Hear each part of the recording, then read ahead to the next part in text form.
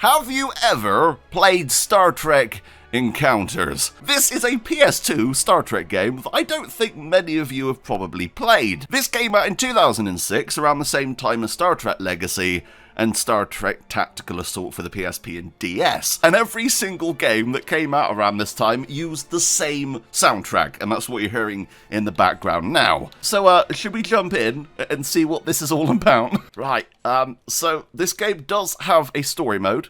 And you're probably thinking to yourself, wow, this looks quite good for a PS2 game. Yep, not completely. We'll get into that. Following the unprovoked Xindi attack on Earth, the Enterprise NX-01 sits in space dock, undergoing a major refit to its engine and weapon systems. The time has come to put the newly refitted craft through its paces.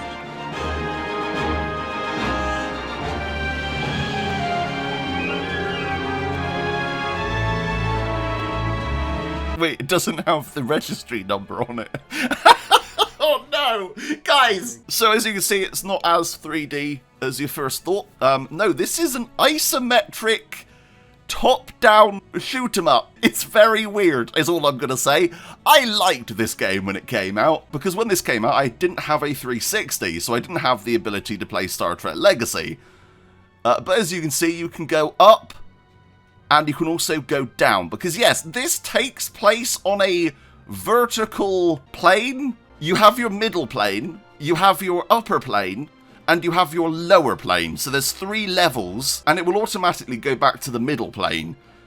You can aim your weapons with the right analog stick, which is nice, and you've got phasers, and you've also got photon torpedoes, which I'll show you. Jonathan Archer didn't speak then.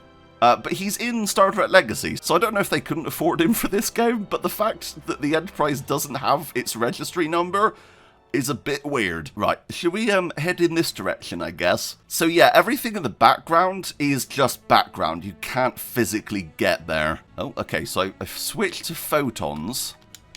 How do you fire? Oh, that's mines. Guide the Enterprise through the rings. Sorry, I didn't know I was playing Superman 64. Okay, here we go. I'm noticing there's barely any sound effects. The soundtrack is so loud. You know how you have rose-tinted goggles with some games? This is one of them. Am I too high for that one? Okay, right, gotta go up. So they have like a little blue line that tells you what plane they're on. So when you're in the middle of combat, this game can be quite hectic trying to work out what plane you need to be on. It's literally just going to loop that song over and over again, isn't it? Oh, god damn it. Okay. So this game also has a teleport system, if I remember correctly, where you can teleport people over to enemy ships. That's a thing, right? Because you can do that in Armada, which I'll be making a video on very soon, because I've downloaded both Armada 1 and 2, and we'll be looking at both of those games. So make sure to subscribe if you want to see Armada 1 and 2, as well as a couple of other Star Trek games I'll be covering as well. Basically, it's Doctor Who and then Star Trek are like my favourite things, so I will be covering more Star Trek games as we go along this year, so please make sure to subscribe. Nearby radioactive asteroids are interfering with communications. Locate and destroy these asteroids, marked on your scanner. I thought there was voice acting in this. Is there not? Do I have to voice act everything? Okay. Alright, fine. Enterprise target lock system is not yet online. You will have to use snapshot style of firing. That. Oh, look at that. Okay. Yeah, the combat in this game's quite fun, when you get the hang of the different planes. And hopefully we'll actually get into some proper combat in a minute. Should I turn the game audio down? Because it's just this song over and over again. To be honest, I think this is probably the worst one out of all of the games that released in 2006. Because Tactical Assault for the PSP was absolutely fantastic. I love that game. That game had a really good tactical shield system. I mean, it's nice and colourful, I will say that. But there were 3D Star Trek games on the PS2 years before this, so it did feel like this one was kind of thrown out as quickly as possible, which is kind of sad because I think there was definitely a market for a good Star Trek game on PS2. It's asking me to go through rings on a time limit.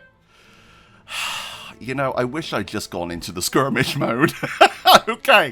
Whoa, wait, we can change our different things. Oh, we can put more power into engines. So the only game we had before these was, I think Elite Force was on PS2.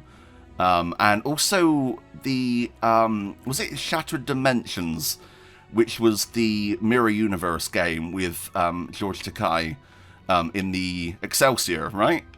That was a game. I remember that. I freaking hated it. It was really hard. But we also had a PS1 game where you flew around in little fighters, right? That had Worf in it. I played the demo of that so many times. Oh my god, I'm so bad at this. Right, just fly through there.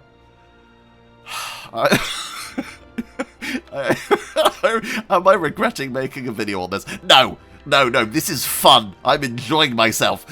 Congratulations, you have found the engineering card.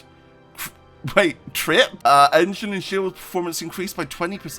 I forgot there was pickups in this game. Is that a thing? Okay, right, we're just gonna keep going then, I guess.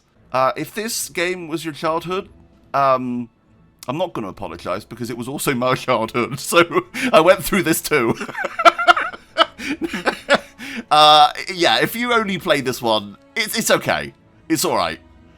We may jump into the skirmish in a minute because I'm not going to make it, am I? I don't think. Full power to engines. Oh my god, I went bloody above it. Oh, it's so annoying. Right, go. Wait, I went through! What are you talking about? Go! No, oh, I give up. I failed. I failed it. Wait. Go play Star Trek Legacy is all I'm going to say. That's the best one out of all of these. Let's quit. Let's go to skirmish mode and I'll show you the combat. I think skirmish is what I mainly did in this. I don't know why they couldn't have got Scott Bakula to do some voice acting for this. Even if it was just like, shields up, full power to engines, where's my beagle? You know, just stuff like that. Single player. Yeah, because there's actually split screen in this from what I remember. Battlefest and Onslaught. Let's do head to head. 3 frags. NX01, no. Zindi, no. Wait. Do I have to beat the game to unlock more ships? Wait. No! Oh, god damn it. We'll do NX01 versus NX01. I guess. Jupiter Orbit. Oh, I've got to complete the story to unlock more things. Okay, I don't want to fly through rings. I love flying through rings. It's my favourite thing in a video game, that. There we go. Okay, full power to shields, engines and shields. Right. Get him with phasers, bring his shields down. Oh no, of course he doesn't have shields, does he? Oh, there's a targeting system. I completely forgot about that. Right. Oh my god. You know what? Tell a lie. This game does have a shield system, like in Tactical Assault. You can see that where the red is on my ship is where... Oh my god. Take his shields down. Come on. Wait, did I... Oh, I didn't mean to kill him. I meant to take his shields down. I overkilled him. Whoops. See, it's not as tactical as Star Trek Legacy, because in that game, you actually had to take their shields down and then hit them with photons, which is what they did in the show. Okay, right. Shields, sensors, weapons. So the longer you aim, the more in depth it goes. So now I can hit him in the engines. But you have to aim every time you want to do anything. Ah, I've been taken out. I mean, I like that system. That's kind of interesting. Right, let's do this again. Right, so I gotta get... Oh my god. Oh, okay. So the NX01 didn't have shields, did it? It had hull plating. Because in Star Trek Legacy, the NX01 doesn't have shields. It's only the Confederation class that does in the NX01 era. I played that game too much. So this is a refit, and they added tractor beams to it, because in the lore of these games, these 2006 games, they added tractor beams to the NX01. They didn't have the grappling hooks anymore. And also, they explained where the Borg came from, which I guess isn't canon. So in Star Trek Legacy, it says that Voyager was the creation of the Borg, which if you look online, it isn't. That's a random bit of information for you. You probably didn't know that, you do now. So that is Star Trek Encounters. I'm a bit disappointed. I really like this game as a young teen. I going back to it now though, Star Trek Legacy is miles ahead, and I really think, and I'm not even saying it's because it's on PS2. The PS2 could definitely do better than this, and that's a bit of a shame. I think we needed a good Star Trek game, even if it was Legacy but downgraded a little bit. That would have worked, I think. But anyway, what did you guys think of this game? Did you play Star Trek Encounters? If you did, leave a like down below. Tell me. But until next time, that's me out. Bye, guys.